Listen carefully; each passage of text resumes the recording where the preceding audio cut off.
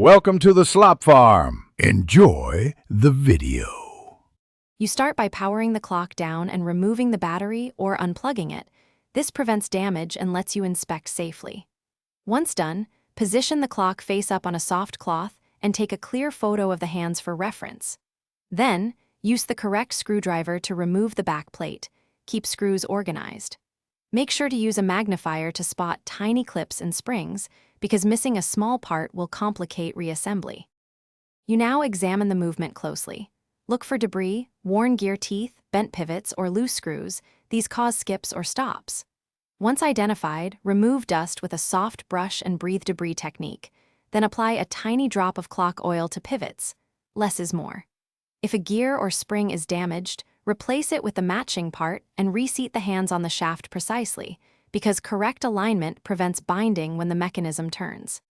You finish by reassembling the case, reinstalling the battery or plugging in power, then set the time and observe the clock for at least 24 hours to confirm reliability.